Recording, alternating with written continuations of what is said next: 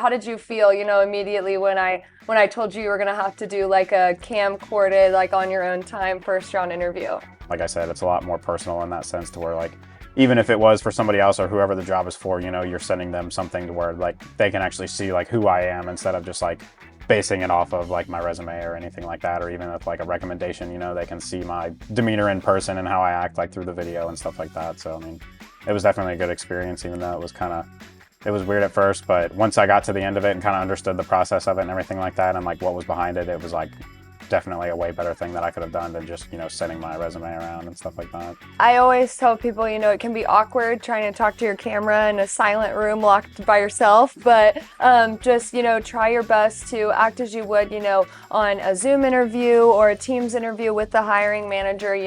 Be yourself, let your personality shine. They can see your background on the piece of paper. They can read your background on the resume and the summary. What the video serves the purpose of is getting to know you as a person. So if you don't show any, personality or anything other than, just the facts that are on your resume, it's not really doing you any favors, so. And don't act like you're like reading from the resume, basically. Yeah, don't read from your resume, put your resume away, you know what you've done, you know your background, you worked your jobs, you don't need to read off your resume, just be yourself, have conversation, Yeah, be yourself, act like you're talking to like the physical person and stuff like that, and just, give honest answers, kind of like tell them if it includes something that happened, in my life past time, like with bringing up the cars thing. She's like, definitely, bring that up. They want, a personal kind of experience with it to get to know who you are through that interview, and also, have like answer the questions that they ask. But she was like, definitely, like if you have anything to add or anything else to say in it and stuff like that, like definitely bring that up. Don't just kind of like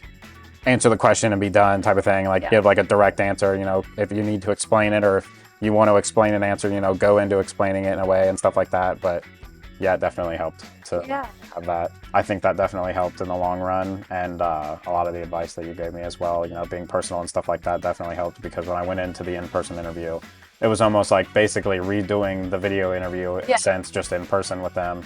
So I was able to, talk to them about like cars. I brought that up, and they were, one of them was a car guy and stuff like that. So, we kind of went back and forth about that for a little bit, and then we talked about the job, and they were basically like, well, you can start this date, and see you when you get here. It's great to have you on the team, and it was a great experience. I loved being there, and all the guys there were super nice, and the startup culture and everything was great. It was awesome.